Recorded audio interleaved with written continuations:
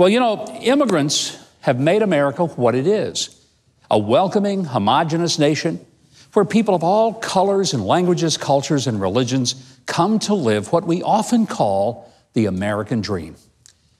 Some of the greatest blessings of my life have been from people like a car service driver in California. He came here from Pakistan as a young man, came in his 30s with $400 in his pocket and his infant daughter. He learned English. He worked hard at 2 jobs, saved his money, became a citizen, taught his daughter to love this country, and now he owns his own transportation company, employing 8 different drivers, and his daughter is an RN working in a pediatric hospital in California. Or there's the friend of mine who came here from Syria, escaping the increasingly difficult environment there. Not only did he learn English, but he graduated from law school. Quite frankly, he knows a whole lot more about the U.S. Constitution than most of the law professors at Harvard Law. That's true. And when he found law unfulfilling, he opened a wonderful restaurant called Cafe Rocca right here in Hendersonville, Tennessee, where we tape our show. We featured him, in fact, on this show, and he's beloved for both his incredible, healthy Middle Eastern food and his gracious and infectious hospitality. There's another friend I've got in Little Rock. He's done work for me over the years. He came here from Mexico as a young man to look for a better life for his young children.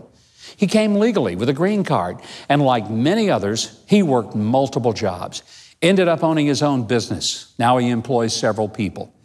I'll not forget the day that he received his coveted U.S. citizenship, and he couldn't wait till he could show me his U.S. passport.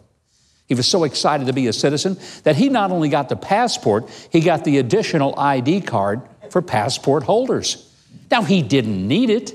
It was just one more way that he could carry with him a reminder that he was as much a citizen of this country as me or anyone else. You know, most of our ancestors, let's face it, they came to this country looking for a better life. Mine did back in the early 1800s. Reportedly, they were dumped out of debtor prisons in England and dropped off initially on the mosquito-infested swampy shores of Georgia before making their way westward toward Alabama, Arkansas, and even Texas. My dad used to say, "Hey, son, don't look very far up the family tree. There's some stuff up there you don't need to see." Of course, I later found out the old man was right. But despite having no notable lineage of aristocracy, my people, for the most part, they did know hard work and a hard life. And over time, they built homes and families and jobs. The media and the folks on the far left tend to say that President Trump is against immigrants and immigration, and that's simply not true. When he says the country is full, he's been clear that he's not talking about people who apply to come here legally, get a job, work hard, learn English, and raise their children to respect the country and the laws.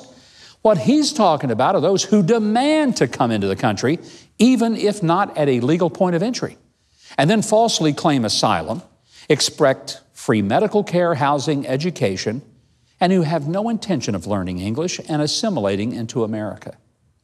Now, if the country from which some of these asylum seekers is so atrocious that they need to escape to America, why in the heck do they come waving the flag of such an awful place and burn the flag of our nation that they claim is a racist nation? Look, I don't get that.